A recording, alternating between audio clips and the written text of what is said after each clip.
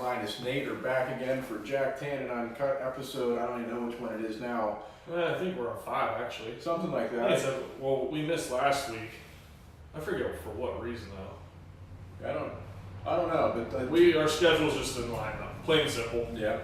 2 weeks ago, if you want to go back and check it out, was supplements. We covered, it was like a 45-minute one. It was one of our longest ones actually. Yeah, it was long. We covered protein, creatine, multivitamins the whole way through. Mm-hmm.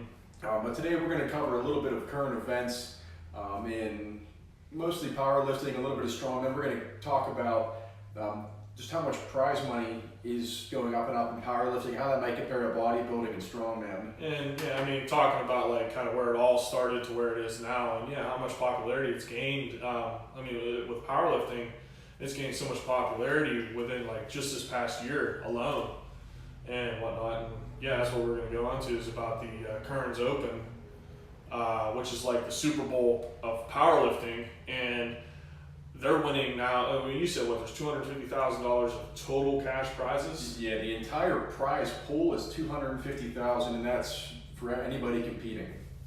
And yeah, I mean that's amazing. Like from what I saw, the first place winner. Now this is first place in your weight class is $20,000. Second place was like $7,000. It's actually like $6,900 some change, I believe, and then like $3,000 for third place, which last year the overall winner took home $40,000, which was like the overall pound for pound Wilks Formula winner, and you only won $1,000 for placing first in your weight class. So it's jumped that much in a year's time, just from, I want to say, social media is really the biggest reason. So you're saying that it was $1,000 if you won your weight class. Now it's $20,000. Now it's $20,000. That's crazy. Yeah, and they're the best lifters in the world. So they take 10 lifters in each weight class, and they have to have their total be in the top 10. So this is the best of the best. This is literally the Super Bowl of powerlifting. Yeah, I would have to attribute that to, like you're saying, social media. That definitely helps. People are getting their names out there. But a lot of this concussion talk with football, kids that could be playing football are getting started in powerlifting much younger. Very true, very true. Big, strong kids who don't necessarily want to go beat their domes in like me and Paul did. Yeah, years ago. But yeah, they're turning to powerlifting and stuff like that. Or maybe they're even starting lifting with football, but then they don't stick with it. And programs are a lot more developed than they used to be, so kids are learning how to do things at a much younger age. Yeah, and correctly too. I mean, that's a great point. I know, like when I was coming up and I was lifting for football, I mean, I don't want to like knock on my high school lifting program, but it was terrible. It was god awful. We maxed out in bench, squats, and power cleans every single week, and then we had to improve our 1 rep max, and then we did drop sets. We would drop 10 or 20 pounds until we got 5 reps in a row, and then we were done. Like it was terrible. That was a recipe for disaster to get hurt. I don't know how I didn't get hurt, but in other words, yeah, like you said, these younger kids now are being introduced into proper weightlifting and programming. And actually, I was just telling you about that 19-year-old. There's a 19-year-old kid out there. I don't know his name off the top of my head, but he totaled 2,000 pounds at 19 years old, first ever. And a 2,000 pound total in any weight class is considered one of the best of all time. And he's already doing that at 19 years old. That's retarded. Isn't it? He beats my ass easily. Like, yeah. It's just, Yeah, there's just, like we were talking, there's like genetic freaks coming out of the woodwork, and there's so many more people participating in it. And we're just seeing freak athletes like we've never seen before. Larry Wheels, PRs every single week. In multiple lifts. Yeah, and he's doing the strongman stuff and PRing every week in that. And he's doing that, and he's doing the bodybuilding, and we're just seeing so many crossovers. And it's becoming more common. Like you look, like Stan Efferding was probably one of the first people that was he really pioneered successful at both. Yeah, he was a very successful pro bodybuilder, but he also pioneered raw powerlifting. And this is when I was like getting into the powerlifting realm. I saw Stan Efferding. And he was like my hero, my idol, because I'm like, oh my God, this guy is squatting 900 pounds raw, deadlifting 800, 8.5 raw, and benching 600 raw. And it was like unheard of at the time. And he's shredded. He's jacked and tan. He's jacked and tan. That's what I'm all about. But yeah, we have these crossover guys, we have the genetic freaks, and we have all these people that are doing a little bit of both. And it's becoming more popular. And like we're talking about the prize money, it's starting to kind of catch up to where some of these other sports are at. Because like we talked, the Arnold Classic Strongman, how much did I say for won there? 72,000. 72,000 he won this year. Yeah. So that's the overall Strongman winner compared to what's the overall at the Kern? The Kern overall, I don't know the actual overall winnings off the top of my head there. I didn't see that. I just saw what the first place guy, second, and third in each weight class is. Each weight class. Yeah, which I would assume, I mean, I'm just going to throw it out there. I know like last year it was 40 grand for the overall. So like let's bump it up to maybe 50 grand for the overall winner this go around. But it's probably more. Well, you have to figure if you're looking at a multiplication of 20 times for the individual weight class winners, you have to think if you're looking at 40 grand for the original overall purse, I'm not going to say that they times it by 20, but I mean even if you multiply that by 2, and then you're looking at 80. And I don't know if it's that much, but if we're just talking. But yeah, I see what you're saying. I mean, it would only make sense, you know.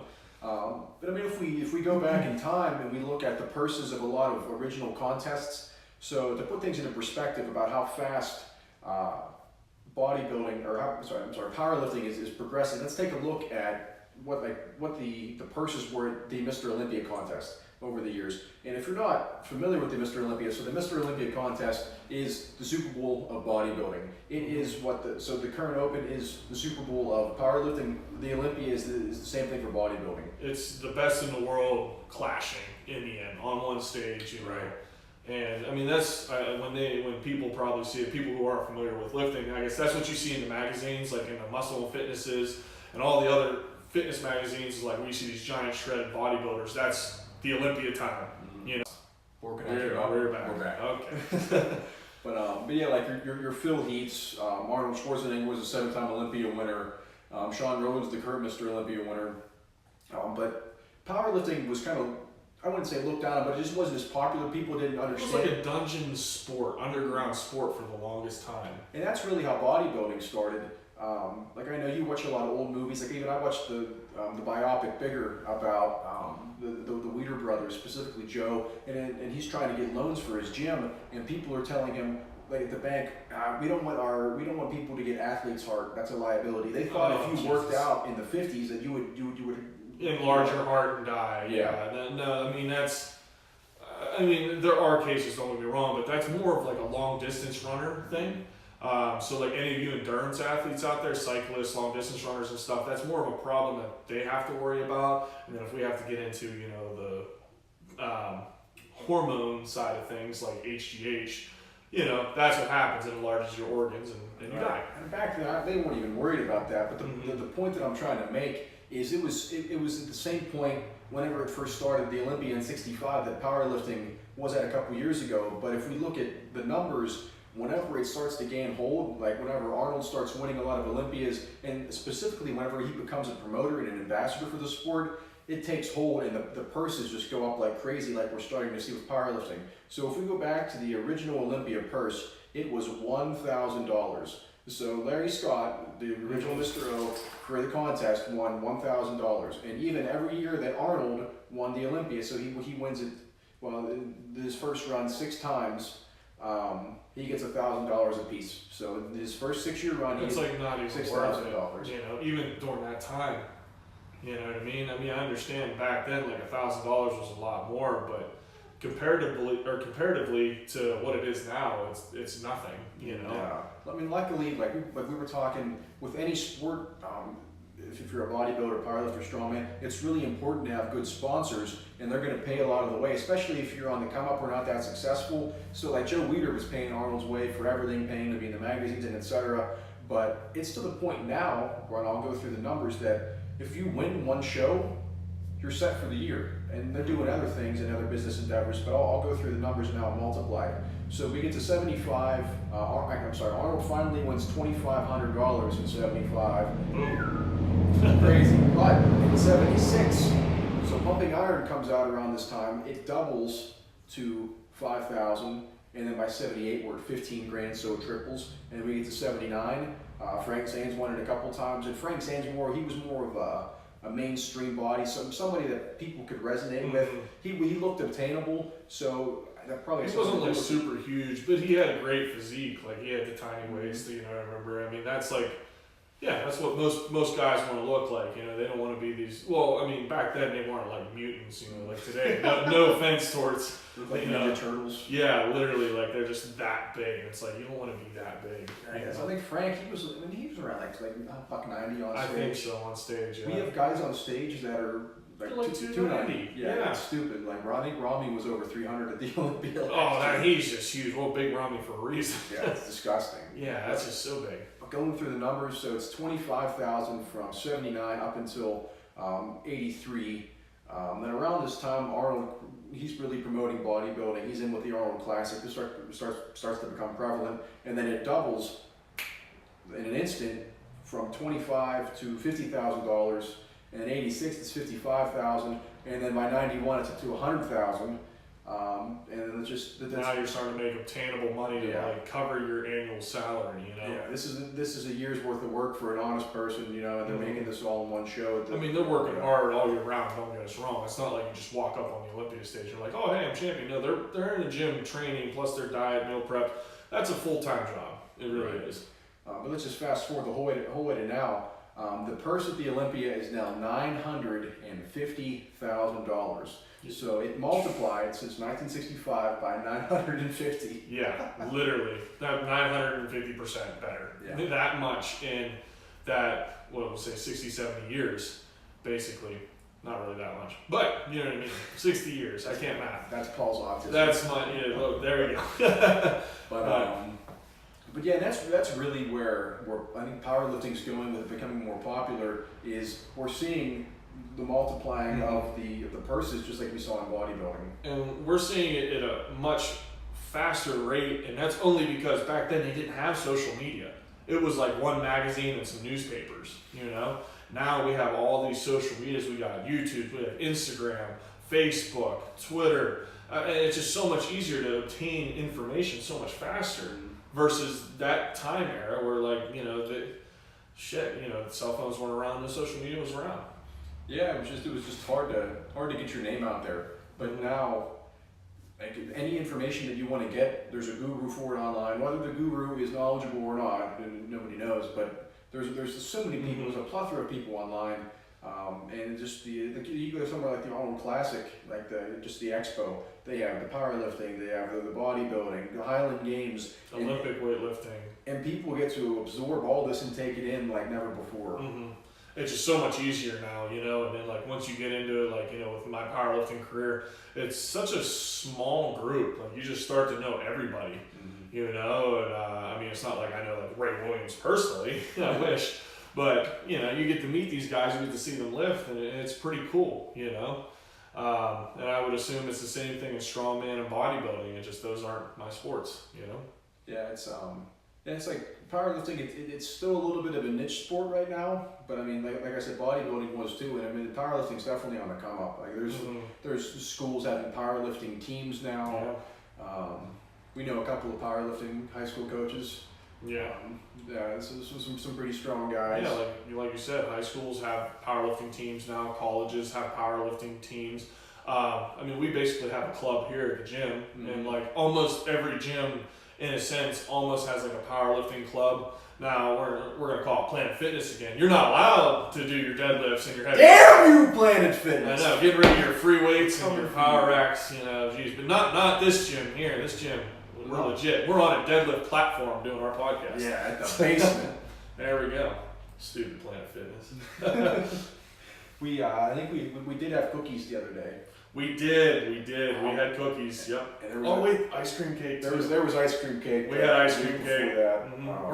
We're like Planet Fitness. We just perform while eating junk. Yeah, we put out 400-pound bench presses and then we eat snacks in between. I had gummy bears on the treadmill the other day. Well, you got to stay anabolic somehow, right?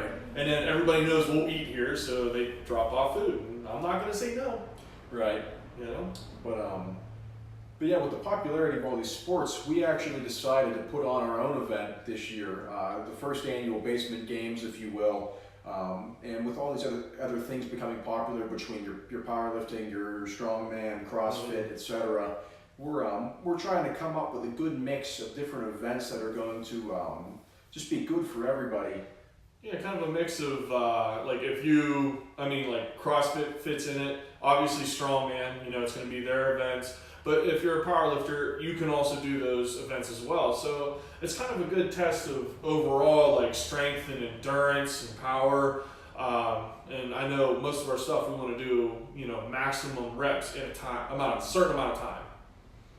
Yeah, we're talking some sort of deadlift exercise, and then maybe like a log press, so that way you're getting your pulling in, you're pushing, and then something for speed, maybe like a speed pull, like with a sled, and then some sort of throw to test your explosive ability. That's kind of what we have working so far. But for those of you out there watching this, make sure that you comment on this video, whether it's Instagram or YouTube, or even DM us too, and give us your 2 cents on what events you would like to see or maybe like to do. And I know we want to make it free for everybody to watch. You know, it's going to be down the road here at the mill, so it's going to be open, and we're going to try to advertise so we can get as many people there. And obviously, we want to try to get some food in there too. And my one client, Marlene, has a apple dumpling and milkshake stand, and you bet your ass it's going to be there. You know, I've been thinking about the apple dumplings since we brought it up like 3 weeks ago. So good. They're so good. I'm looking forward to it. We're a bunch of fat lifters here, and that's all we like. Yeah, I started my diet today. Oh, well, you know what? Your diet will end that day. I guess so. Cheat day coming up with the day of the basement games. But we got time because we're looking to probably do that. I want to say beginning of June, right around there maybe, Something like that. and whatnot. But yeah, I mean that's kind of about it. Yeah, I think that's about it. We just wanted to hit some current events, talk about how powerlifting's on the come up. Because yeah, like the purses are getting much bigger, and it's not necessarily obtainable to make a complete living off of like winning like one big meet. But I mean, like I said, with your sponsors and stuff, then you're able to do things like that. And I guess even in bodybuilding, like we were talking earlier, it's like the Arnold Classic, you get a good purse for that. But after that, then for bodybuilding, the purses start dropping down. But it's starting to become lucrative to be in strength sports. No, I mean it seems to be the thing to do, and kind of in closing here, we're seeing young kids now, and these gifted kids genetically starting to or just do those sports alone, rather than like before in the past they're football, baseball, and basketball, and like that's what they do. And now we got our fair share of concussions playing football, and you're not going to get any concussions in strength sports. You know, I mean I guess you could if you trip, but shame on you if you do that. I hit my head and the mama said I wasn't as smart as I used to be. Oh, Jesus. It could happen, I guess. It could happen. But yeah, and that's all we got. There goes my phone. Hopefully my mom's not watching. She'll get pissed if she sees that I dropped that. But yeah, DM us. You can get me at Bobby Meat Sauce on Instagram. You can check out my YouTube channel. We're starting to pump out some instructionals, a little bit of motivational stuff. Hit up Paul at Paul Yeoman or DM the Basement page. We got some more stuff coming. We just filmed an instructional for speed bench. We have some more origins of Paul Yeoman stories coming out. A lot of good stuff coming out, some comedy stuff. So just stay tuned for that. Tons of content, you guys, and you tell us what you want to see, and we'll pump it out. Absolutely. That's all we got. Stay swole, stay jacked, stay tan, everybody. Jacked and tan. Basement guys are signing off. Peace. Oh, I missed my flex. Oh.